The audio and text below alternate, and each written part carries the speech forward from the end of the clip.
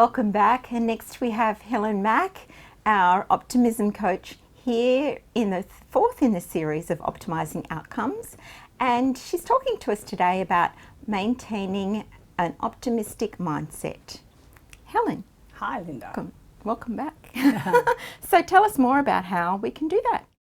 So we've been talking about this whole idea of optimizing outcomes, and the mindset is one of the foundation pieces. But it's really great to get your clarity right first and then get into momentum. And then as you're maximizing your momentum, it's important to maintain an optimistic mindset. And the key here is about optimism as a power to help you achieve greater outcomes. So optimism, the baseline word comes from the Latin optimus, which means the search for the good or the search for the best possible. And your viewers may remember our conversation about best possible in the first session. So an optimistic mindset allows us to take a different approach. Generally speaking, when we're looking at the world, I think we've been taught the wrong spectrum. Most people have been taught about positive thinking. But what most people think is that we're supposed to somehow be happy all the time. Bad news, life's not like that. We have ups and downs, we have tough times, and even as a professional optimist, I have bad days. The difference is that if you're looking at the positive thinking solution, then when you have a bad day, the reaction tends to be, now look, don't panic, don't stay calm, it's all fine, and then you need to just kind of chill out and think nice thoughts and everything will be okay.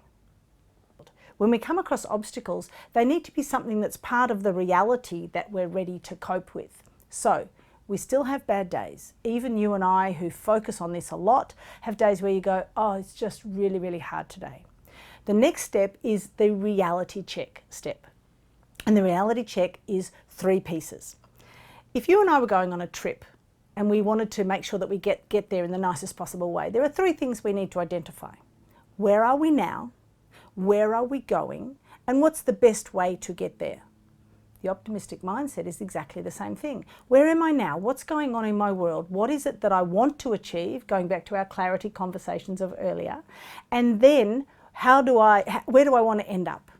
Given that we know that there may be detours and adjustments along the way, what's the ultimate goal currently? And then what's the best method for me to get there, including thinking about my resources?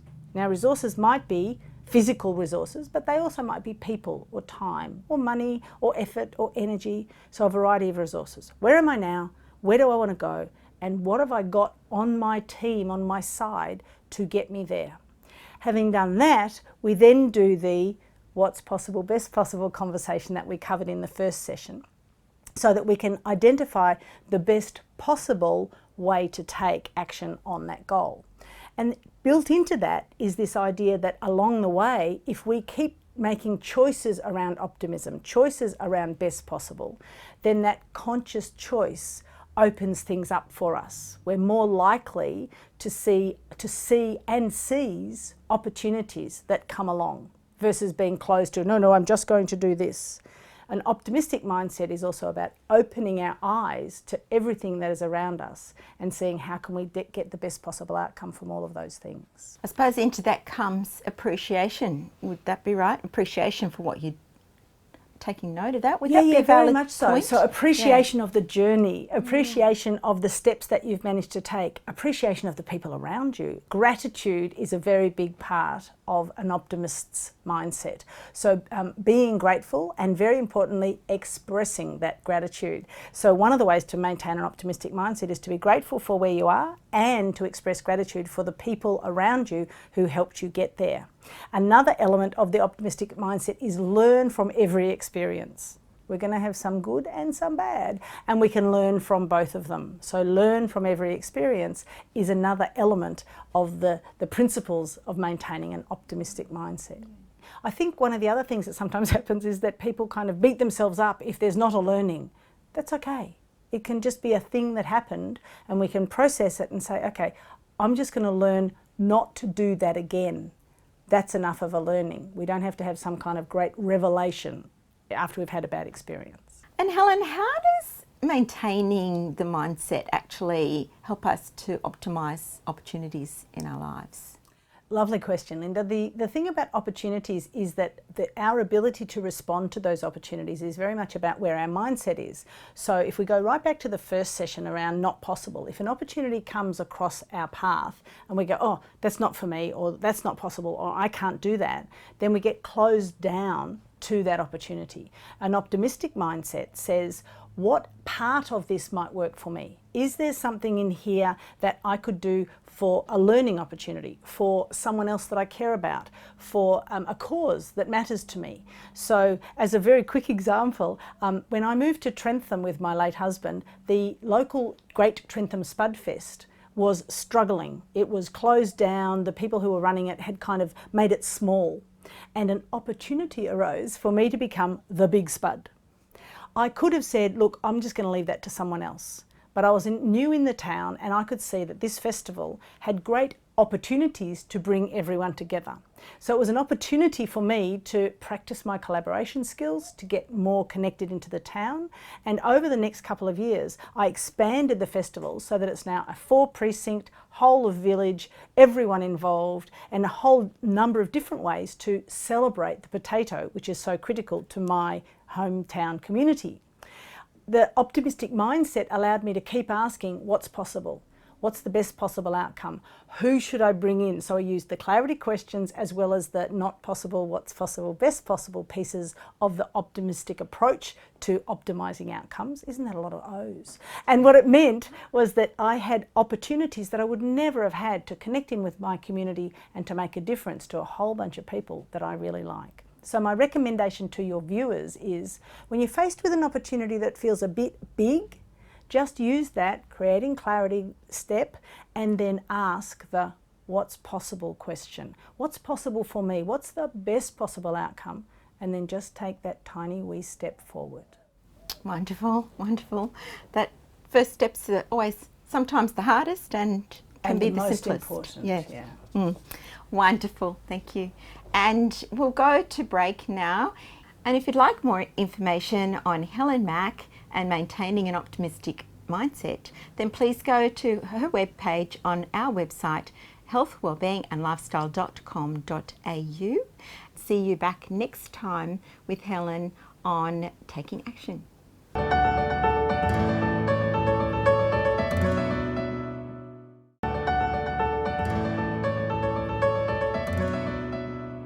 And next we have Vicky Jamieson, who's here today to talk to us about her top tips for staying younger. She's a skin nutritionist, so she's expert in her field.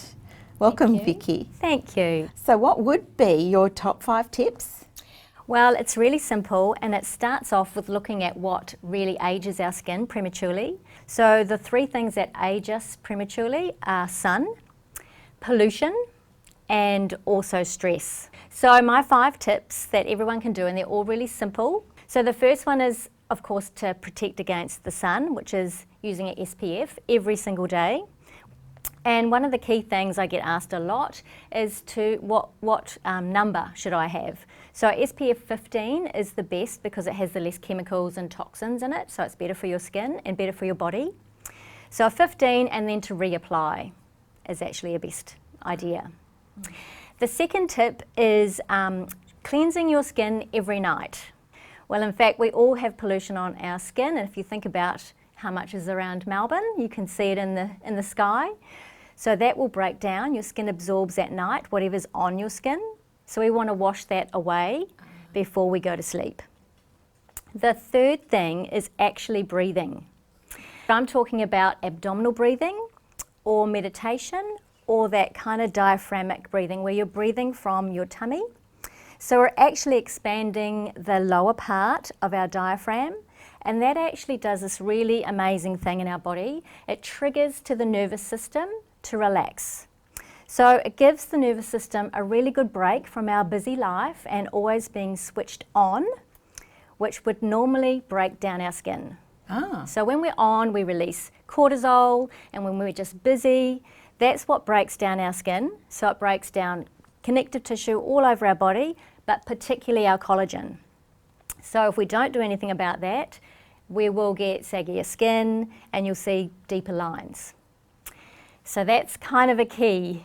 and it's really easy to do. Now, if you can't sit still, start with 2 minutes a day and build up to 5 minutes and then 10 to 15 minutes. 15 minutes is ideal every single day. And then the fourth thing is actually using some skincare. So I go for non-toxic skincare that's plant-based, but also very science-based. So what I mean by that is using plant-based ingredients, which are really healthy for our skin and help feed it like food, but can also process to the lower level where our skin's being made. So once it gets down there, that's how we can start our skin keeping nice and healthy and vibrant and young and making the right kind of cells. So things to look for are no parabens, because those are the toxins, no chemicals. Takes 26 seconds for your skin to absorb chemicals into your bloodstream. So we're also having a health effect, which then may come out on our skin. So think of pimples, eczema, that type of thing. Could be a good indication that you've got too many chemicals in your products. And then looking for something that will work every single day. So keeping it simple. And the last tip, my number 5, is nutrition and hydration. So those seem like really obvious, but they directly impact our skin. So our skin reflects whatever we are putting in our body just as much as what we're putting on our skin. So obviously a high plant-based diet, but also making sure, and this is particularly important for women over 40, or as our hormones change and we come into perimenopause and menopause, we actually start eating away our muscle tissue, and that's also our collagen in our face and everywhere in our body. So to stop that sagging, we need to get enough protein, and then we also need to have enough nutrients going into our body. So while we say whole foods, you also nowadays need supplementation, but a good supplement. The water is very important because it helps move everything around. So the function of our skin is actually to get rid of toxins and to heat regulate. So the water content actually keeps your skin hydrated, moist, so you get that great glow. That will keep you looking a lot younger. And then it also obviously you are feeling better because you can get things moving around in your body. Wonderful. For more information on Vicky and skin nutrition, please go to our website. Thank you. Thank you.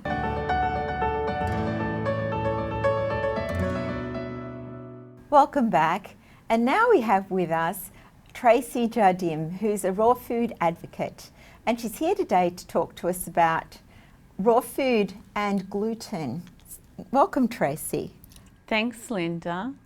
First of all, I'd like to talk about what raw food actually is. So raw food is food that has not been refined, chemically processed, canned, or heated to over 48 degrees Celsius. So the reason why I wanted to talk about gluten and raw food is because gluten is such a big issue for a lot of people nowadays. Celiac Australia tell us that there's approximately 1 in 70 people in Australia who actually have celiac disease. And this is a really high number. But another concern is that they say the majority of the people who have celiac disease actually aren't aware of it. And further on that, 1 in 14 people actually are saying that they have a gluten intolerance. So what is exactly celiac disease? Is that a complete intolerance? What is that? So yes, celiac disease is basically an allergy, a complete allergy to anything that contains gluten. And if it's consumed by someone who has celiac disease, it causes inflammation and damage to the stomach. So, and it can't be reversed. The only way that it can be treated is with a gluten-free diet. So it's actually incurable. So raw food is actually either low in gluten or completely gluten-free. And that's why it's important to include some raw food in our diets, especially for people who have an issue with gluten content. The other thing to remember is that when we're going out and looking for foods that are labelled gluten-free, do check the labels, turn it around and have a look, because it may say may contain traces of gluten, and that's really important for people who have celiac disease, because any trace of gluten can actually be life-threatening. We see a lot of gluten-free products in the shop, or that are labelled gluten-free products. Are they all actually good for us? No, actually, they're not all good for us, because a lot of the gluten-free products, like bread, for example, contain a lot of refined sugars. That's something we're going to be talking about next week. So it's important to make sure that we include raw food in our diet, especially when we've got a gluten intolerance. Oh, that's great. And for some more like top tips for our viewers, what would you say is your absolute top tip for our viewers? I would say that if gluten is an issue for you, make sure that you're including lots of leafy greens and vegetables and fruits, and seeds and grains that don't include gluten, like oats, barley, rye and wheat. Oh, that's fantastic. Thank you. And now we'll go to break. For more information on Tracy and about gluten in your foods, then please go to our website, healthwellbeingandlifestyle.com.au. After the break, we'll come back with Nancy Beckhaw, who's with us today to talk about meditation.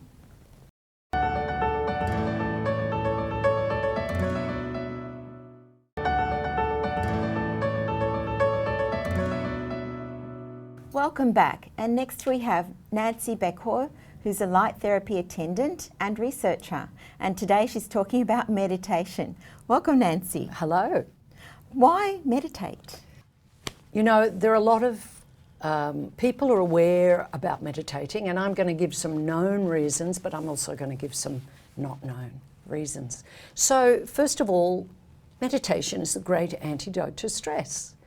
That the stress we're talking about is not so much like working too hard physically. The big problem is the mental stress, where you're imagining problems, you're solving problems, you're thinking about your problem, and this actually stresses the body. What we do in meditation is, first of all, we are easing the body, because the moment you stop the mind working, the body can relax. Now, there's another reason, which is that we get to connect to our inner knowing. This inner knowing knows everything you want, everything you need. It can solve your problems like nobody else could. How long do you have to spend with someone for them to even understand where you come from? But the great guru is here. So the different perspectives that you can reach in meditation, because you're no longer thinking, but they're more coming up from gut knowing or heart wisdom, gives you a chance to experience your life completely differently.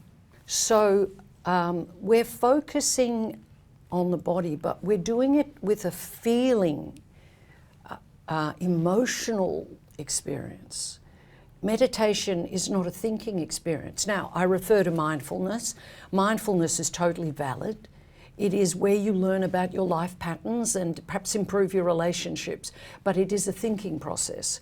The great gateway of meditation is the feeling, because as we increase our ability to feel the subtle energy flows in the body, we begin to learn to hear the inner self speak to us.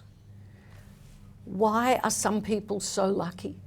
Why do some people know just what to do?